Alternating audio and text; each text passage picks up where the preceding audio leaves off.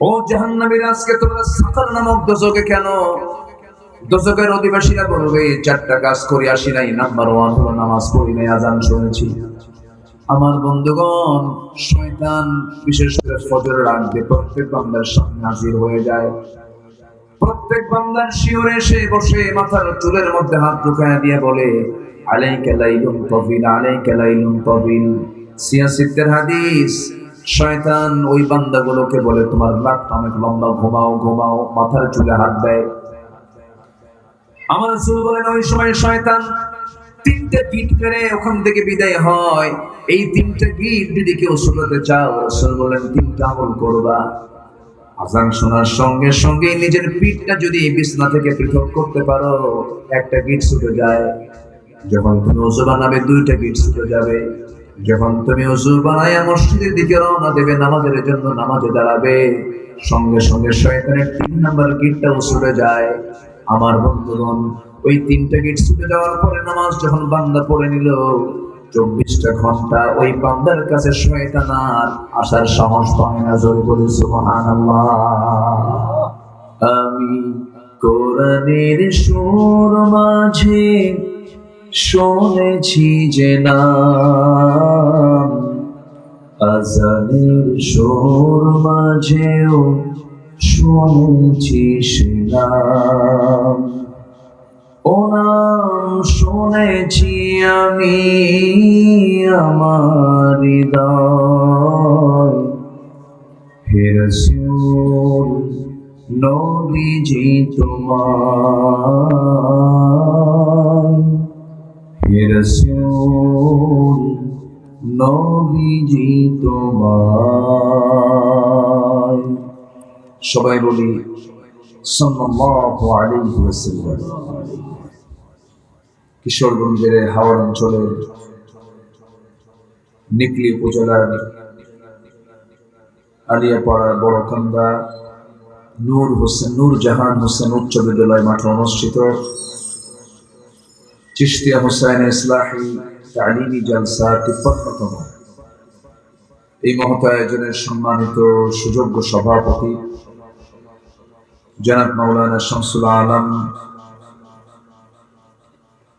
আজকের এই মহৎ আয়োজনের সম্মানিত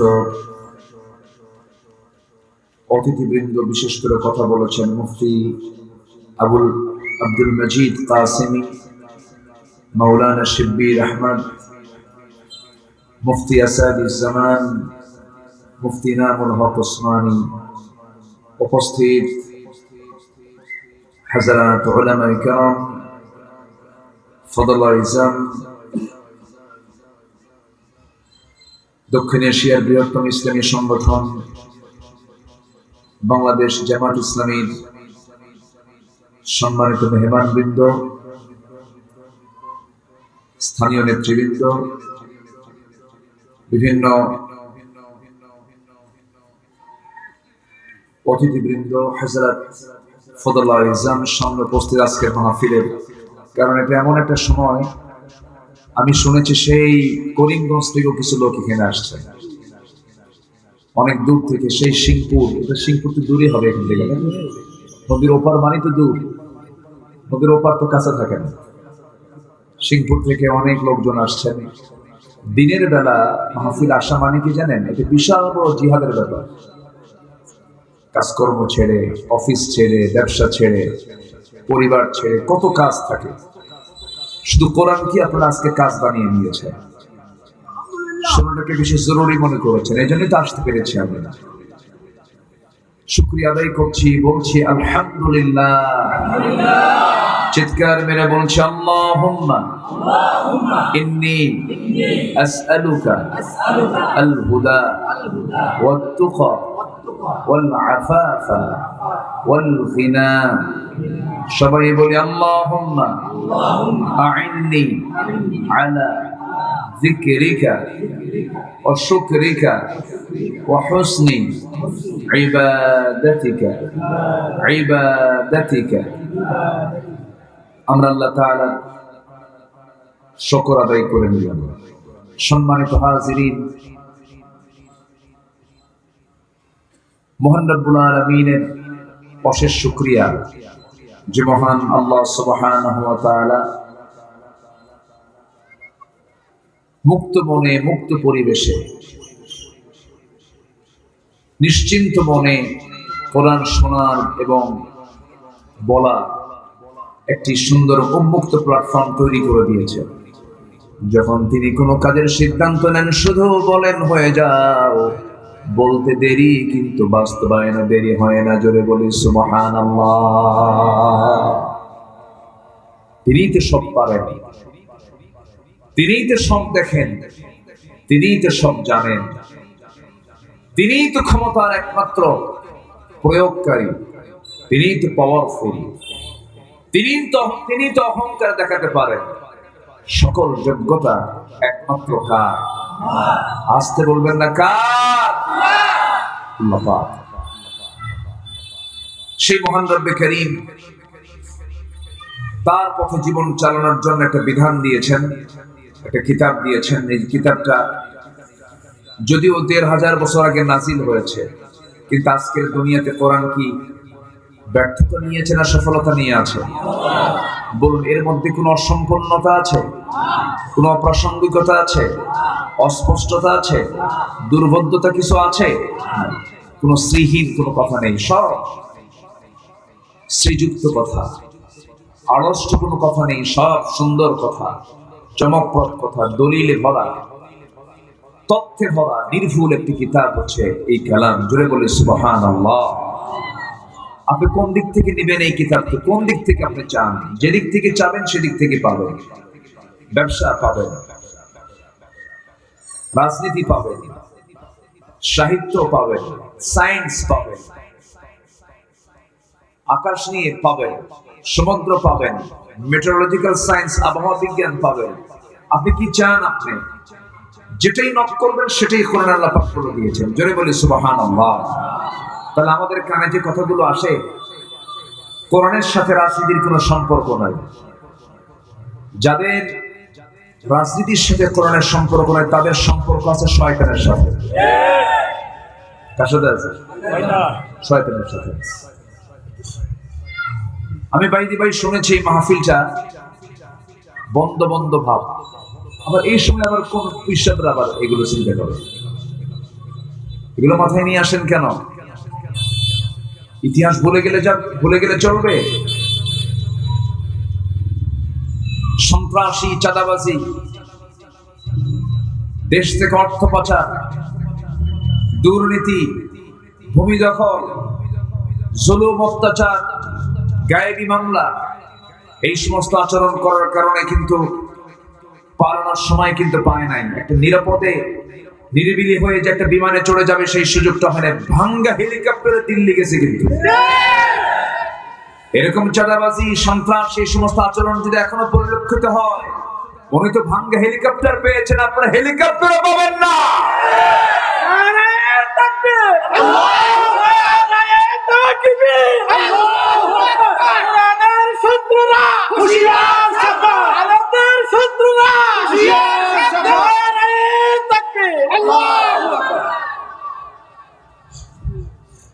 কষ্ট পাচ্ছেন নাকি আপনারা? কথা বলি, আমাকে বলতে দিচ্ছেন তো নাকি? কোনো সমস্যা নাই তো? বলি ইনশাআল্লাহ। জোরে বলি ইনশাআল্লাহ। আমি বাবার কিছু কথা বলতে আসিনি, আমি দুনিয়ার কারো ব্যক্তির কথা বলতে আসিনি, আমি আমারও কথা বলতে আসিনি। আমি আব্দুল্লাহ আল আমিন, আমার আলোচনা আপনারা শুনতে আসেন নাই, কোরআন থেকে কিছু কথা বলতে চাচ্ছি। কার গায়ে লাগে আর কার গায়ে কি হয় জ্বালা যন্ত্রণা, এটা আমার দেখার বিষয় না। সম্মানিত ভাইরা, আজ দেশ স্বাধীন হয়েছে 54-53 বছর।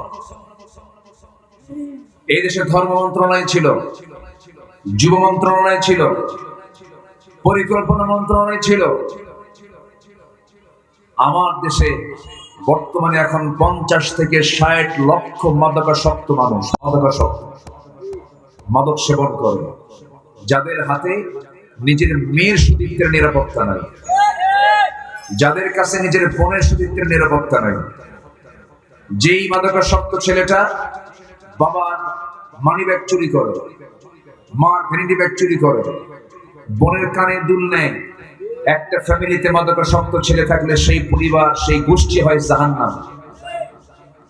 সেই মাদকাসক্ত ফ্যামিলি আজকে যদি ছেলে মেয়ে ধরেন, ভাই বোন ধরেন, স্বামী স্ত্রী পরিবার পরিজন ধরেন, কোটি কোটি পরিবার আক্রান্ত এই মাদকে।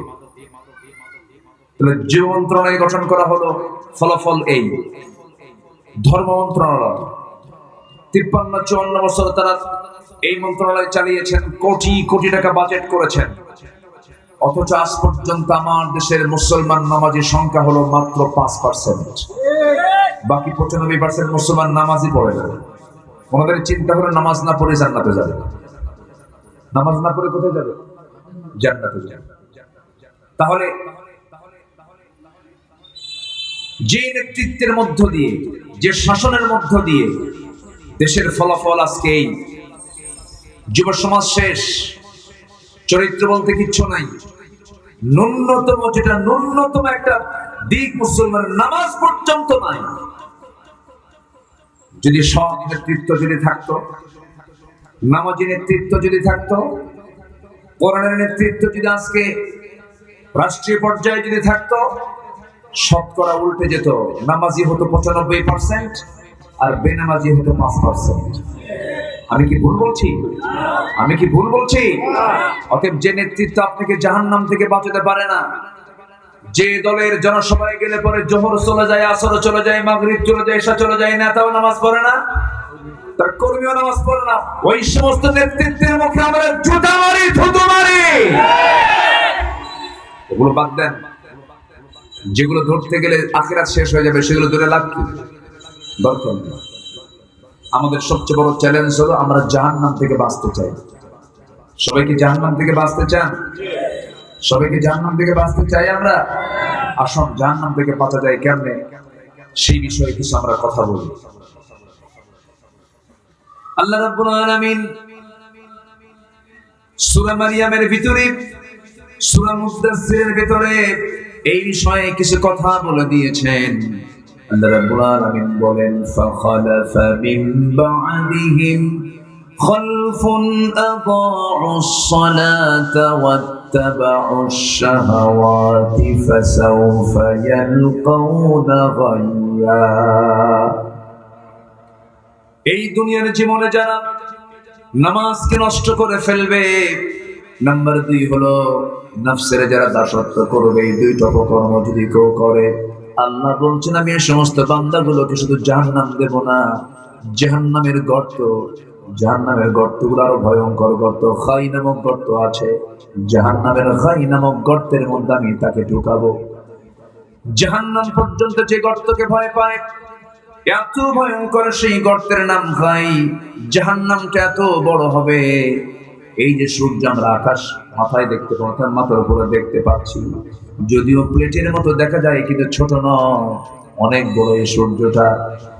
এই সূর্যের আভ্যন্তরীণ তাপমাত্রা হলো 15 মিলিয়ন ডিগ্রি সেলসিয়াস। আমার এখানে বসে তাপ পাচ্ছি মাত্র 25-26 ডিগ্রি সেলসিয়াস, 27-28 হতে পারে এখন, কিন্তু সূর্যের কাছে ওর আভ্যন্তরীণ তাপমাত্রা হলো 15 মিলিয়ন ডিগ্রি সেলসিয়াস। এই সূর্য যদি জাহান্নামের মুখে যদি ছেড়ে দেওয়া হয়, বাচ্চার মুখে চকলেট দিলে যেমন নিমিষেই শেষ হয়ে যায়, এই সূর্য যদি জাহান্নামের মুখে ছেড়ে দেওয়া হয়, নিমিষেই সূর্য জাহান্নামের মধ্যে হেরে যাবে। এত ভয়ঙ্কর সেই জাহান্নাম, সেই জাহান্নাম যাবার খাই নামক গর্তকে ভয় পায়। খাই নামক গর্ত এত ভয়ঙ্কর, জেলখানার মধ্যে, দুনিয়াতেও তো জেলখানার মধ্যে সেল আছে না নাই? সেল নাই? জেলখানার মধ্যে কি আছে? সেল আছে। তাহলে আমাদের মূল লক্ষ্য হচ্ছে আমরা জাহান্নাম থেকে বাঁচতে চাই। সবাই কি জাহান্নাম থেকে বাঁচতে রাজি আছেন তো? আল্লাহ রাব্বুল আলামিন ওই জাহান্নামের গর্তের ভিতরে সরাসরি আয়াতে আসছে 2 শ্রেণীকে জাহান্নামের গর্তের মধ্যে ঢুকাবেন। আর ইমাম কুরতুবী তার তাফসীরের মধ্যে লিখেছেন আরো 6 শ্রেণীকে ওই জাহান্নামের গর্তের মধ্যে ঢুকানো হবে। সেই গর্তের নামটা হলো কাইয়ুন গর্ত। মারাত্মক একটা গর্ত, যে গর্তকে জাহান্নাম ভয় পায়। নাম্বার 1 হলো যারা দুনিয়ার জিন্দেগিতে নামাজটা নষ্ট করে ফেলেছিল, আর এই জায়গায় আল্লাহ রাব্বুল আলামিন বলেন মা সালাকাকুম ফি সাকার ক্বালু লাম নাকু মিনাল মুসাল্লিন ওয়া লাম নাকু নুতঈমুল মিসকিন وكنا نخوض مع الخائضين وكنا نكذب بيوم الدين حتى أتانا اليقين فما تنفعهم شفاعة الشافعين جنبنا الله أكبر ও জাহান্নামীর আজকে তোমরা সাকার নামক দোজখে কেন? দোজখের অধিবাসীরা বলবে চারটা কাজ করে আসি নাই, নাম্বার 1 হলো নামাজ পড়ি নাই, আযান শুনেছি। আমার বন্ধুগণ, শয়তান বিশেষ করে ফজরের আগে প্রত্যেক বান্দার সামনে হাজির হয়ে যায়। প্রত্যেক বান্দার শিওরে এসে বসে মাথার চুলের মধ্যে হাত ঢুকায় দিয়ে বলে আলাইকা লাইলুন তাবিল, আলাইকা লাইলুন তাবিল। সিয়াসিতের হাদিস, শয়তান ওই বান্দাগুলোকে বলে তোমার রাত অনেক লম্বা, ঘুমাও ঘুমাও, মাথার চুলে হাত দেয়। আমার রাসূল বলেন ওই সময় শয়তান 3টে গিট মেরে ওখান থেকে বিদায় হয়। এই 3টে গিট যদি কেউ শুনতে চাও, রাসূল বলেন 3টা আমল করবা। আযান শোনার সঙ্গে সঙ্গে নিজের পিঠটা যদি বিছনা থেকে পৃথক করতে পারো, একটা গিট ছুটে যায়। যখন তুমি ওযু বানাবে 2টা গিট ছুটে যাবে। যখন তুমি ওযু বানায়া মসজিদের দিকে রওনা দেবে নামাজের জন্য, নামাজে দাঁড়াবে, সঙ্গে সঙ্গে শয়তানের 3 নাম্বার গিটটাও ছুটে যায়। আমার বন্ধুগণ, ওই 3টা গিট ছুটে যাওয়ার পরে নামাজ যখন বান্দা পড়ে নিল, 24টা ঘন্টা ওই বান্দার কাছে শয়তান আর আসার সাহস পায় না। জোরে বলি সুবহানাল্লাহ। সবাইকে আমলটা করতে রাজি আছি? সবাইকে আমল করতে রাজি আছি? শ্রেষ্ঠ নামাজ হচ্ছে ফজর নামাজ। ফজরের 2 রাকাত সুন্নতের দাম হচ্ছে খায়রুদ দুনিয়া ওয়া মা ফিহা। ফজরের 2 রাকাত সুন্নতের দাম হলো এই দুনিয়া এবং দুনিয়ার মাঝে যা আছে তার চেয়ে বেশি দাম। ফরজের দাম তারও কম হবে না বেশি? বেশি হবে। আরে নামাজ পড়ি না আমরা, এই জাতি নামাজ পড়ে না। আমার কাছে অবাক লাগে জানেন, মাত্র 5% লোক নামাজ পড়ে। ফজরের সময় মুসল্লি নেয় মাত্র 3 জন পাওয়া যায়। কে? ইমাম, মুয়াজ্জিন আর খাদেম। যদি যারা চাকরি না করতো 3টাও থাকতো। কিছু কিছু বুড়া মসজিদে আসে, চাচা আপনার মসজিদে কেন? তো বাবা বুড়ি মরে গেছে, তো বুড়ি থাকলে আসতাম। এই হলো নামাজের হাল আজকে। এরকম হবে কেন? জাহান্নাম থেকে বাঁচার দরকার আমার আপনার আছে না নাই? বলেন তো আছে না নাই? আমার বন্ধুগণ, নাম্বার 2 হলো তাবউশ শাহাওয়াত। মন যা চায় তাই যারা করে দুনিয়া থেকে বিদায় নেবে, তাদেরকে আল্লাহ রাব্বুল আলামিন জাহান্নামের গর্তের মধ্যে ঢুকায় ছাড়বেন। কিন্তু মন যা চায় তা করা যাবে না। মন তো ভালো কিছু চায় না, মন খারাপ কিছু চায়। এই জন্য মন যা চাবে তার বিরুদ্ধে অবস্থান করতে হবে। নফসের যারা দাসত্ব করবে সোজা জাহান্নামের গর্তের মধ্যে ঢুকে যাবে। আর যারা নফসের বিরুদ্ধে চলবে তাদের জন্য আল্লাহ রাব্বুল আলামিন জান্নাত রেখে দিয়েছেন। আল্লাহ রাব্বুল আলামিন আরেক জায়গায় বলছেন ওয়া আম্মা মান খাফা মাকামা রাব্বিহি ওয়া নাহান নাফসা আনিল হাওয়া ফাইন্নাল জান্নাতা হিয়াল মাওয়া। জোরে বলুন আল্লাহু আকবার। যার দিলের মাকামে আল্লাহর ভয়টা জাগ্রত হয়ে যায়, তার ঠিকানা হয়ে যায় জান্নাতে মাওয়া। এই দিলের মধ্যে অন্য কারো ভয় নেওয়া জায়েজ নাই। একমাত্র ভয় করব কেবলমাত্র তিনি কে? আল্লাহর ভয়টা আমরা এই হৃদয়ে লালন করবো, স্থানটা দেব। নামাজ না পড়লে জাহান্নাম যেতে হবে, মিথ্যা বললে কাঁচি দিয়ে কাটা হবে, ভেজাল করলে পরে আল্লাহ পাক তাকে জাহান্নাম দিবেন। খাদ্যে ভেজাল আছে না?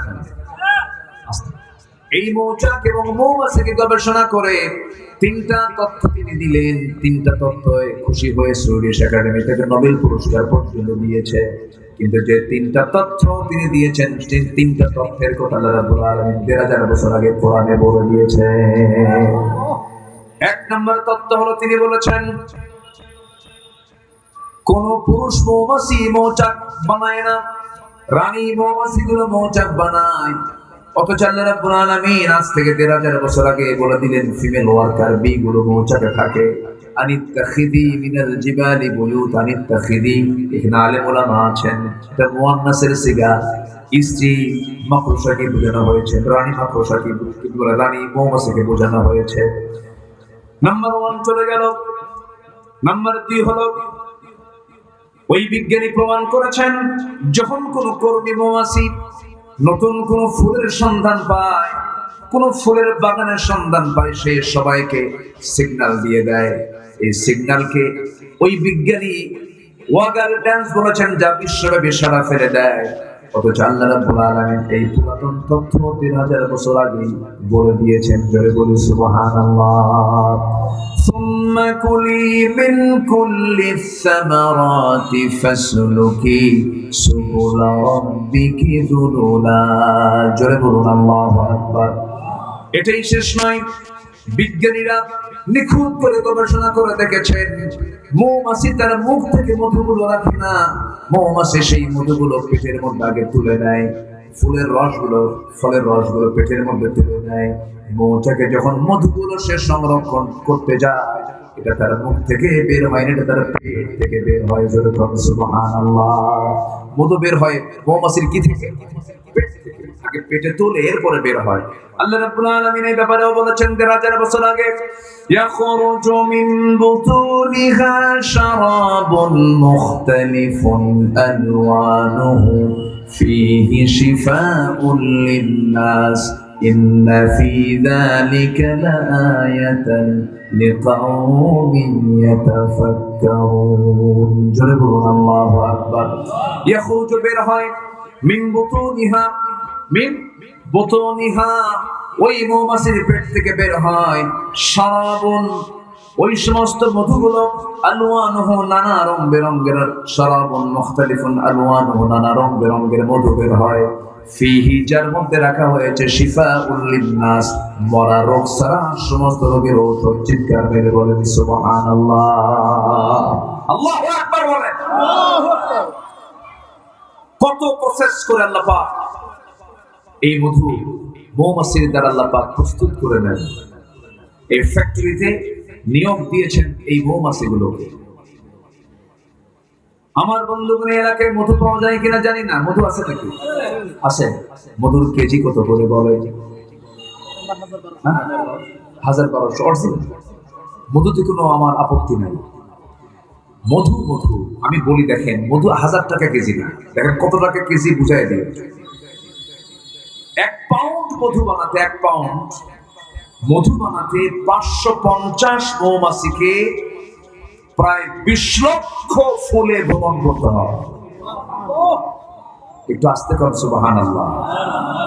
550 মৌমাছিকে 20 লক্ষ ফুলে ভ্রমণ করতে হয়। প্রতি মৌমাছিকে 80,000 কিলোমিটার পথ পাড়ি দিতে হয় 1 পাউন্ড মধু বানাতে। অন্য একটা তথ্য এসেছে 550 মৌমাছিকে প্রায় 14.5 লক্ষ কিলোমিটার পথ পাড়ি দিলে 1 পাউন্ড মধু তৈরি হয়, যা গোটা পৃথিবীকে 3 বার প্রদক্ষিণ করা সম্ভব হবে। বলুন 1 কেজি মধুর দাম কি 1000 টাকা পোষায় নাকি? দাম দিতে পারবেন? দাম দিতে পারবেন আপনি?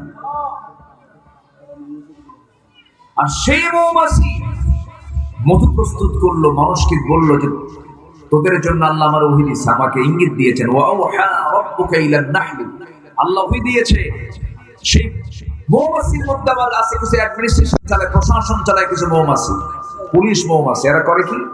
ওই মৌচাকের গেটে দাঁড়ায় থাকে। বন্ধা মৌমাছিগুলো যখন, বন্ধা মৌমাছির দায়িত্ব হচ্ছে মধুগুলোকে কালেক্ট করা, আর পুরুষ আর রানী মৌমাছি ভিতরে থাকে, এরা প্রজনন বাড়ায়, বংশ বাড়ায়। তো এই পুলিশ মৌমাছিগুলো দাঁড়ায় থাকে যে মধু সংগ্রহকারী যে মৌমাছিগুলো আসতে নেয়, ওদের পায়ে যদি কোনো জীবাণু থাকে, ময়লা থাকে, 4-5টা পুলিশ একসঙ্গে ওই মৌমাছিকে অ্যাটাক করে কামড় দিয়ে দুনিয়া থেকে শেষ করে দেয়, আর বলে তোর এই পায়ের জীবন নিয়ে মৌচাকে ঢুকলে পরে মধু নষ্ট হয়ে যাবে, তোকে বেঁচে রাখার অর্ডার আমাদের আল্লাহ আমাদেরকে দেয় নাই। আল্লাহু আকবার। তাহলে এখন বলেন মৌমাছিকে হত্যা করতেছে কেন? কি হয়ে যাচ্ছে? মধুটা নষ্ট হয়ে যাচ্ছে, আর সেই মধুর মধ্যে যদি কেউ ভেজাল দেয়, তার ফাঁসি কি একবার দরকার না হাজারবার দরকার? কি কথা কি বুঝতেছেন? আপনার কথা বুঝতেছেন? আমি কি আল্লাহর কালামের বাইরে কোনো কথা বলছি? কি যে শুরু করছে ওরা, ওদের থামাথামি হলো না। আচ্ছা, আমার দিকে তাকান। এটাই শেষ নয়, আরো কিছু কথা আছে। মৌচাকের ভিতরে আভ্যন্তরীণ তাপমাত্রা থাকতে হয় হলো মধুকে সংরক্ষণ করার জন্য 35 ডিগ্রি সেলসিয়াস। এটা যদি বেড়ে যদি 40 ডিগ্রি সেলসিয়াস হয়, কন্টিনিউ থাকলে পরে মধু নষ্ট হয়ে যাবে। আবার যদি 35 থেকে 30-এ যদি আসে, তবুও মধু নষ্ট হয়ে যাবে। সেখানে তো এসি নাই। এসি আছে নাকি? এসি দিয়ে তো আপনি থেকে কন্ট্রোল করতে পারবেন না, এসি তো নাই। ওই মৌমাছিগুলো করে কি, মৌচাকের মধ্যে সব মৌমাছিগুলো একসঙ্গে, তাদের দুই পাশে দুইটা পাখা আছে, সেই পাখাটা তারা ছেড়ে দেয়, ঝাপটান মারে। ঝাপটান মারার সঙ্গে সঙ্গে যদি তাপমাত্রা কম থাকে, তাপমাত্রা ভিতরে বেড়ে যায়, 35 ডিগ্রি হয়ে যায়। আবার যদি তাপমাত্রা বেশি হয়ে যায়, তখন উল্টা করে পাখাটা ঝাপটান মারে।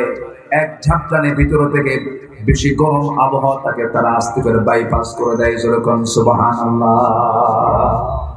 আল্লাহ বলছেন, বান্দা, আমি তোর জন্য এতটুকু সুন্দর করে সাজিয়ে গুছিয়ে দিলাম, আর তুই এগুলোকে নষ্ট করবি। তাহলে ওষুধ যদি নষ্ট করি, আমরা কি সুস্থ হব? আমরা সুস্থ হব? হব না। বসে পড়ব। আমার বন্ধুগণ, একটু কান লাগাবেন। সেই মহান রব্বুল আলামিন বলছেন, বান্দারে, আমি তোর সকল চাহিদা পূরণ করলাম, সব কিছু তোকে দিয়ে দিলাম। বান্দা, তোর দায়িত্ব হলো আমার হুকুমগুলো ফলো করা, আমার হুকুমগুলো মেনে নেওয়া। আজান যখন হয়ে যাবে, সব কাজে ফেলে রেখে তোকে মসজিদের দিকে যেতে হবে, নামাজের পাবন্দি হতে হবে। যখন কোনো বান্দা নামাজের নিয়তে ওযুটা বানায়, হাত যখন ধৌত করে হাতের সগীরা গুনাহগুলো মাফ হয়ে যায়, মুখমণ্ডল যখন ধৌত করে মুখের সগীরা গুনাহগুলো মাফ হয়ে যায়, মাথা যখন মাসে করে মাথার সগীরা গুনাহগুলো মাফ হয়ে যায়, দুই পা যখন ধৌত করে দুই পায়ের সগীরা গুনাহগুলো মাফ হয়ে যায়।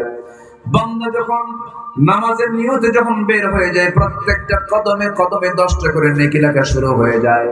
বান্দা যখন নামাজে দাঁড়ায়, আল্লাহ বান্দার সামনে দাঁড়ায়া যান।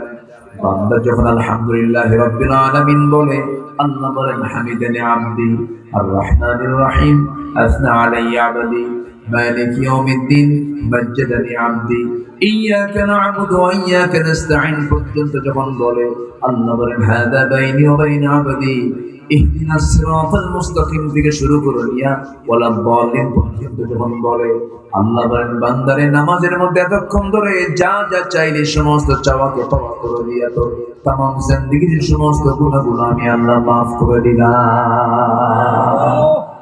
নামাজ, সে নামাজ আমরা পড়বো, পরিবারকে পড়াবো, সন্তানকে পড়াবো। যে মা তার সন্তানকে ফজরে ডাক দিতে পারে না, যে বাবা তার ছেলেকে ফজরের সময় ডেকে তুলতে পারে না, অযোগ্য বাবা, অযোগ্য মা এগুলো। কি ঠিক কিনা? পরিবারের সবার আগে শাসন হবে নামাজ আছে কিনা। বউ যদি নামাজ না পড়ে কি করবেন বলেন? আপনার স্ত্রী নামাজ পড়েন, আপনি কি করবেন? কিছুই কয় না। কিছু বলেন, বুঝাবেন, বুঝাচ্ছেন, তাও নামাজ পড়ে না, তাহলে আপনি কি করবেন বলেন? সম্মানিত ভাইয়েরা, নামাজ যদি না পড়ে, কেন পড়বে না? বউ তো আপনার দাওয়াতে কোনো সমস্যা আছে, আপনি দাওয়াত দিতে কোথাও কোনো ভুল করেছেন, এই জন্য হচ্ছে না। কেন হবে না? অবশ্যই হবে। রাসূল পেরেছেন, আমরা তার উম্মত, আমরাও পারবো। আল্লাহু আকবার। রাসূল পেরেছেন, আমরা তো এই নবীর উম্মত, তো আমরা তো নূহের উম্মত না। নূহ আলাইহিস সালাম তার বয়স সঙ্গে পারেন, ঠিক আছে না? আমরা আমার নবীর উম্মত, আমার নবী পারছে, আমরাও পারবো। জোরে বলি ইনশাআল্লাহ। কেন পারবো? অবশ্যই হবে। তবে 4টা কারণে স্বামী তার স্ত্রীকে মারতে পারে। শুনবেন? কি মারার জন্য শুনবেন? তো মতলব থেকে মনে হচ্ছে 4টা কারণে স্বামী তার স্ত্রীকে শাসন করতে পারবেন।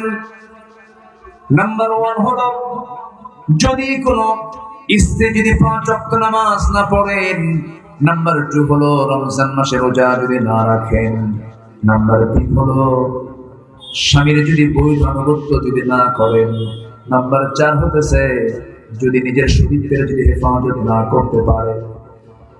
স্বামীর কোন আনুগত্যটা বৈধ আনুগত্য, স্বামী যদি ফেরাউনের মতো হয় সেই সময় মানা যাবে না, সেই সময় তার কোনো কথা মানা যাবে না। যেমন করে মানেন নাই আসির সালাতু ওয়াসসালাম হাসতে হাসতে করাতের তলে মাথা দিয়ে জীবন বিলিয়ে দিয়েছেন। বাতিল শক্তির কাছে, স্বামীর কাছে তিনি মাথা নত করেন নাই, মাথা নত করেছেন একমাত্র কার কাছে? কিছু আছে দুষ্ট স্বামীও কিছু আছে, আছে না নাই? আছে। বউটাকে পর্দায় রাখে না, বউটাকে হোন্ডায় তোলে। কোথায় তোলে? হোন্ডায় তোলে। হোন্ডার পিছনে সিটে তোলে। এখনকার তো হোন্ডার সাইজ বাইজ নেই, হোন্ডা তো অসমান। হোন্ডার পিছনের প্যাসেঞ্জার সিট হলো 3 তলা, আর ড্রাইভিং সিট হলো আন্ডারগ্রাউন্ড, নিচে থাকে, মনে দেখাই যায় না। দিল একখান টান, একেবারে নিকলি থেকে দিল একখান টান, এক টানে মিঠামি নষ্ট গ্রাম।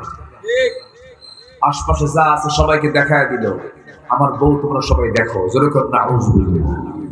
সন্ধ্যার আগ দিয়ে অর্ধলগ্ন ছবি তুলে, মাথার চুল ছেড়ে দেওয়া, লাল লিপস্টিক লাগানো, লাল শাড়ি পরে অর্ধলগ্ন ছবি, একটু হাওরের কিনারে রঙিন হলদের সূর্যের নিচে ছবিটা তুলে সেই ছবি আবার ফেসবুকে আপলোড দিয়া ক্যাপশন লেখে, ফেসবুকে লেখে, প্রিয় বন্ধুরা আসুন আমার বউটাকে সবাই মিলে জামাতের সাথে দেখি।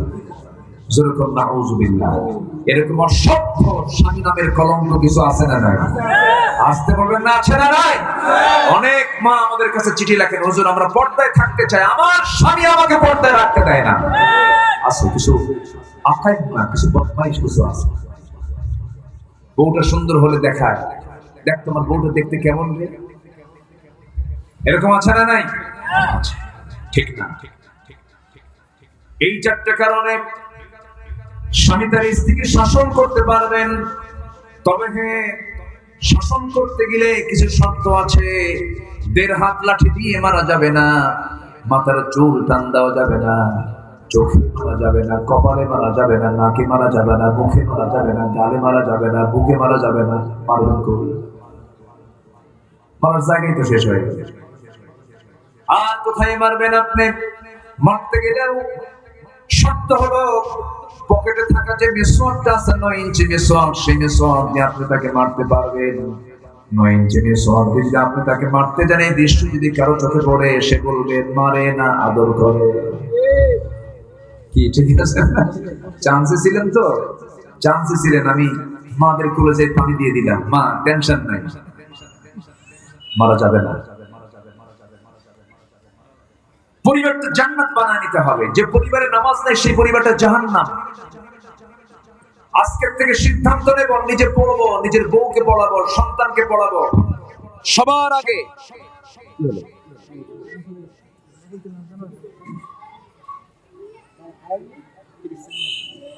যে একটু বসেন, একটু জিকির করি লা ইলাহা ইল্লাল্লাহ,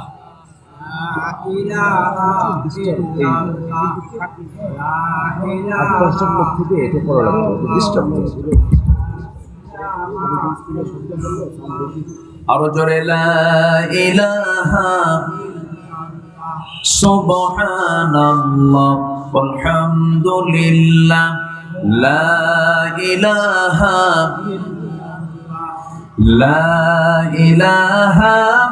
ইল্লাল্লাহু মুহাম্মাদুর রাসূলুল্লাহ। সম্মানিত ভাইয়েরা, তাহলে কি আমার নিজের নামাজ, স্ত্রীর নামাজ, পরিবারের নামাজ, ছেলের নামাজ, মেয়ের নামাজ, বাড়িতে যেই থাকবে হাড়িতে খাবার খাবে, নামাজ পড়তে হবে, এমন সিদ্ধান্ত নিতে রাজি আছেন কারা কারা? হাত উঁচু করে দেখেন মুসলমান।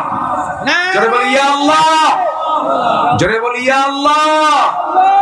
আমাদেরকে 5 ওয়াক্ত সালাত আদায় করার তৌফিক তুমি আল্লাহ দিয়ে দাও। জোরে বলি আমিন, আরো জোরে আমিন, আরো জোরে আমিন। হাত নামান। সম্মানিত ভাইয়েরা, সম্মানিত বন্ধুগণ, আমার মৃত্যুর পরে আমি যখন আল্লাহর কাছে যাব, সেই সময় আল্লাহ পাক আমাকে প্রথম প্রশ্ন করবেন কি নিয়ে বলেন? এই নামাজ নিয়ে প্রশ্ন করবেন। এই জন্য সমাজের সবচেয়ে বড় ক্রাইসিস আমি লক্ষ্য করছি, মুসলিম জাতি হয়ে পৃথিবীতে একটা জাতি সবচাইতে বেশি বেনামাজি, সেটা হচ্ছে আমার দেশের মুসলমানরা। এই বিষয়ে আমাদের প্রচুর মাথায় মেহনত নিয়ে আসতে হবে, চেষ্টা করতে হবে নিজের পরিবারকে জাহান্নাম থেকে বাঁচানোর জন্য চেষ্টা করতে হবে। সেই তৌফিক সবাইকে দান করুন। তো আমি বলছিলাম গাই নামক গর্তের মধ্যে আল্লাহ রাব্বুল আলামিন আরো 6 শ্রেণীকে ঢুকাবেন। 2 শ্রেণী বলেছি, নামাজ যারা নষ্ট করবে, মনের খায়েশ মতো যারা চলবে। নাম্বার 3 হলো যে জেনাকার জেনা করতে করতে বুড়া হয়ে গেছে, জেনা বাদ দেয় না। নাম্বার 4 হলো যে মদ্যপান করতে করতে অভ্যস্ত হয়েছে, মদ্যপান ছাড়ে না। নাম্বার 5 হলো যে সন্তান পিতামাতার অবাধ্য, পিতামাতার দিকে নজর রাখে না, এমন সন্তান বুঝি নিকলেতে নাই। আসতে বলবেন না, আছে না নাই? বাপ মার দিকে খোঁজ খবর রাখে না, বাপ মার প্রতি রূঢ় আচরণ করে, তাদের দিকে খেয়াল রাখে না, এমন সন্তান আজকে সমাজে কমছে না বাড়ছে? কমছে না বাড়ছে? আগে আমার দাদার যুগে তার সন্তানরা যদি উচ্চ শিক্ষিত ছিল না, কিন্তু বাপ মার দিকে তাদের একটা শ্রদ্ধা, ভালোবাসা, মহব্বত ছিল। শিক্ষার হার যত বেড়েছে, বিয়াদবের হার তত বেড়েছে। সেটা সেই শিক্ষা পাইনি আমরা। সেই শিক্ষার আমূল পরিবর্তন করে আমরা চেষ্টা করছি, সবাই মিলে আমরা চেষ্টা করব, আমরা শিক্ষার সংস্কার করে জাতির প্রতিটি শিক্ষার সাথে প্রত্যেক সেক্টরে, প্রত্যেকটা সাবজেক্টের সাথে, বুয়েট বলেন, মেডিকেল বলেন, ইঞ্জিনিয়ারিং বলেন, টেকনোলজি বলেন, প্রত্যেকটি শিক্ষার সাথে কোরআনের সিলেবাসটাকে বাধ্যতামূলক করা হলো সময়ের সবচাইতে বড় দাবি, ঠিক কিনা? তাহলে সব সেক্টর দুর্নীতি মুক্ত হয়ে যাবে, সব সেক্টর ভালো হয়ে যাবে। একমাত্র জাতিকে তার সাথে তুলে দিতে হবে, কি বলেন তো? কোরআনটা তুলে দিতে হবে। সম্মানিত বন্ধুগণ, আজকে সন্তান বাপ মাকে খেয়াল করে না, কেন জানেন? এর অন্যতম কারণ হলো বাপ মাও দায়ী। বাপ মা সন্তানকে ডাক্তার বানিয়েছেন, ইঞ্জিনিয়ার বানিয়েছেন, কিন্তু মানুষের মতো মানুষ বানাতে পারেন না। মানুষের মতো মানুষ তৈরি হতে হলে কি লাগবে? কোরআনটা লাগবে। এটা আমরা মাথায় রাখবো ইনশাআল্লাহ। শুধু অনেকে বলে হুজুর পিতা মাতার খেদমত নিয়ে একটু ওয়াজ করেন, বাপ মার দোষ নেই? আজ থেকে বাপ মার দোষ আছে না নাই?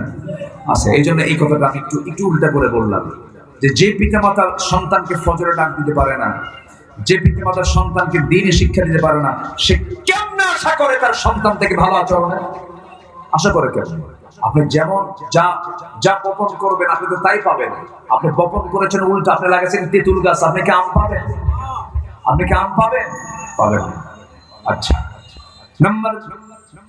নাম্বার 6 হলো, নাম্বার 7 হলো যে মিথ্যা সাক্ষী দেবে, যে মিথ্যা সাক্ষী দেবে আল্লাহ রাব্বুল আলামিন তাকে গাই নামক গর্তের মধ্যে ঢুকাবেন।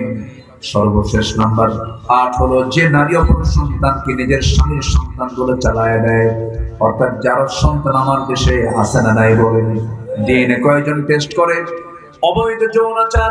অবৈধ যৌনাচারের মধ্য দিয়ে যে সন্তানগুলো পৃথিবীতে আসে, এই সমস্ত স্বামীর সন্তানগুলো যারা চালায় দেবে, ওই সমস্ত নারীকে আল্লাহ রাব্বুল আলামিন গাই নামক গর্তের মধ্যে ঢুকাবেন।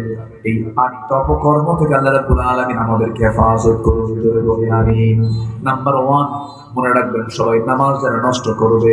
নাম্বার 2 যারা মনের ইচ্ছা মতো চলবে, মন চাই বিড়ি খায়, মন চাই গাঁজা খায়, মন চাই মদ খায়, মন চাই জমি ঠেলি,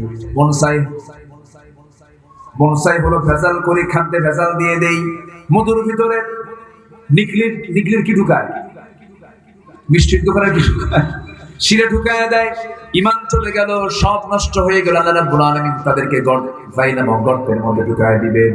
নাম্বার 3 হলো জেনা করলে পরে। নাম্বার 4 হলো মদ্যপান করলে পরে। নাম্বার 5 হলো সুদ খেলে পরে। সুদ বুঝি নিকলিতে নাই? আছে, সুদ আছে। সুদের কারবার করা যাবে না। এরপরে যে সন্তান পিতামাতার অবাধ্য হবে, এরপরে যে মিথ্যা সাক্ষী দেবে, সর্বশেষ যে নারী অপর সন্তানকে নিজের স্বামীর সন্তান বলে চালায় দেবে। এই সমস্ত অপকর্মের সঙ্গে যারা জড়িত, ইবনে আব্বাস বলেন ইবনে কুতুবের মধ্যে এসেছে, ওই সমস্ত বান্দাগুলোকে মহান রব্বুল আলামিন জাহান্নামের গর্তের মধ্যে ঢুকায় দিবেন। জোরে বলি নাউযুবিল্লাহ। আল্লাহ তুমি এই অপকর্মগুলো থেকে আমাদেরকে হেফাজত করো। জোরে বলি আমিন। আমি আর কথা বাড়াবো না, বিকেলবেলা কর্মব্যস্ত মানুষ সবাই, উঠতে আমি একটু দেরি করে ফেলে, 4টা আগে উঠলে ভালো হতো। তো যাই হোক, অনেক ভাইরা এসেছেন, আমরা সবাইকে নিয়ে এখন দোয়ার দিকে যাব। আজান টাইম হয়ে গেছে, আজান এখন পড়ে গেছে মনে হয় চতুর্দিকে, আমরা তো শুনতে পাচ্ছি না। আজান হবে, নামাজ হবে, এই জায়গায় সবাই আমরা নামাজ পড়বো না ইনশাআল্লাহ? আমরা এখানে নামাজ পড়বো। সবাই বলে সুবহানাকা আল্লাহুম্মা ওয়া বিহামদিকা ওয়া বিহামদিকা আশহাদু আল্লা ইলাহা ইল্লা আনতা আস্তাগফিরুকা ওয়া আতুবু ইলাইকা। চিৎকার মেরে বলি, ইয়া আল্লাহ, আমার জীবনের সাগীরা কবীরা, ছোট বড় সব গুনাহ তুমি আল্লাহ মাফ করে দাও। জোরে বলুন ইয়া রাব্বাল আলামিন, ইয়া রাব্বাল আলামিন। আসুন আমরা ছোট্ট একটা দোয়ার মধ্য দিয়ে মাহফিলের শেষ পর্যায়ে চলে যাচ্ছি। আমিও দোয়া চাই, বিশেষ করে আমার আতিকুল্লাহ ভাই, আমার খুব ক্লোজ মানুষ, খুব কাছের মানুষ। তো উনি ওনার ফ্যামিলির জন্য দোয়া চেয়েছেন, একমাত্র সন্তান, কোথায় ছোট্ট ছেলেটা দোয়া চেয়েছে, আল্লাহ তুমি তাকে বড় আলেম বানাও। জোরে বলি আল্লাহুম্মা আমিন। জি, আল্লাহ তুমি তাকে বড় আলেম বানাও। জোরে বলি আল্লাহুম্মা আমিন। এরপর অনেকে দোয়া চেয়েছেন, সবার আল্লাহ পাক সবার বাচ্চাগুলোকে বড় আলেম বানান। জি, যে আমরা এখন দোয়ার দিকে যাব, আমরা চাইবো কার কাছে বলেন তো? সবাই বলে সুবহানাকা আল্লাহুম্মা ওয়া বিহামদিকা আশহাদু আল্লা ইলাহা ইল্লা আনতা আস্তাগফিরুকা ওয়া আতুবু ইলাইকা। বিশেষ করে আমার আতিকুল্লাহ ভাইয়ের আব্বাজান পাশেই কবরে শুয়ে আছেন, আমরা তার আব্বার রূহের মাগফিরাত কামনা করছি। তিনি দোয়া চেয়েছেন, আমরা সাথে সাথে আমাদের আব্বা আম্মা যাদের দুনিয়া থেকে বিদায় নিয়েছেন তাদের জন্য আমরা দোয়া করি। আল্লাহ যেন আমাদের সবার স্ব পিতা মাতা যাদের দুনিয়া থেকে বিদায় নিয়েছেন কবরগুলোকে যেন জান্নাতের টুকরা বানায় দেন। আল্লাহুম্মা আমিন। রব্বানা যালামনা আনফুসানা ওয়া ইল্লাম তাগফির লানা ওয়া তারহামনা লানাকুনান্না মিনাল খাসিরিন। লা তুযিগ কুলুবানা বা'দা ইদ হাদাইতানা ওয়া হাব লানা মিন লাদুনকা রাহমাতান ইন্নাকা আনতাল ওয়াহ্হাব। মিষ্টি বিকেল কত দিবে না আল্লাহ তাআলা, তোমার হাজারো মুসলমান নরনারী নিয়ে তোমার কালামের 2-3 আয়াতকে সামনে রেখে তুমি যে সমস্ত বান্দাগুলোকে জাহান্নামের গর্তের মধ্যে নিক্ষেপ করবে, কোন কোন অপকর্মগুলো, এই সমস্ত বিষয়ে কিছু কথা বলেছি। নামাজের বিষয়ে কিছু কথা বলেছি। কাঙ্গাল ভিখারির মতো দুটো হাত পেতেছি, আল্লাহ গুনার দিকে নজর দিও না। বান্দা মনে করে তামাম জিন্দেগীর সমস্ত গুনাহগুলোকে মেহেরবানি করে মাফ করে দাও। জনম দক্ষিণী মা যার বিদায় নিলেন, জিন্দেগীর গুনাহগুলো মাফ করে দাও, কবরগুলোকে জান্নাতের টুকরা বানায়া দাও। রব্বিরহামহুমা কামা রব্বায়ানি সগীরা, রব্বিরহামহুমা কামা রব্বায়ানি সগীরা। আল্লাহ তাআলা বিশেষ করে মাহফিলটার আয়োজন করলেন যারা, শোনার জন্য কষ্ট করে আসলেন যারা, বিনিময়ে কিয়ামতের কঠিন ময়দান যেদিন কেউ কাউকে চিনবে না, মা সন্তানকে পর্যন্ত স্বীকার করে বসবে, যেদিন মানুষ কাঁদতে কাঁদতে চোখের পানিগুলো ফুরে যাবে, চোখ থেকে রক্ত বের হওয়া শুরু হয়ে যাবে, সেই কঠিন মুসিবতের দিন এ মাহফিল সবার জন্য তুমি আল্লাহ নাজাতের মাধ্যম তুমি আল্লাহ বানায়া দিও। আমার আতিকুল্লাহ ভাই তার আব্বাকে হারিয়েছেন, কবর থেকে জান্নাতের টুকরা বানায়া দাও। আমার ডানে বামে সামনে পেছনে যত ভাই আর যত মা বোন হাত তুলেছেন, যার যা প্রার্থনা তুমি আল্লাহ দয়া করে কবুল আর মঞ্জুর করে নাও। তোমার বান্দাগুলোকে নিয়ে এমন সময় হাত তুলেছি রে ও আল্লাহ, ফিলিস্তিনের মুসলমানগুলো শেষ হয়ে গেল। আল্লাহ তাআলা তোমার দরবারে ফরিয়াদ করি, বাইতুল মুকাদ্দাস তুমি আল্লাহ মুসলমানদের হাতে তুলে দাও। 180 কোটি মুসলমানের জন্য একটা ওমর তুমি আল্লাহ পাঠায়া দাও। দুনিয়া থেকে কোন দিন বিদায় নেব জানি না রে, তুমি যেদিন মরবো রে, সার আমাকে টেনে হেঁটে কবরে শোয়ায় দেবে, মাথায় বাঁধন পায়ে বাঁধন দিয়ে দেবে, 24 ঘন্টা যাবে না, মাথার চুলগুলো খসে খসে পড়বে, 3 দিন যাবে না, চামড়াগুলো গলে গলে পোকার ভিতরে খাবার হবে।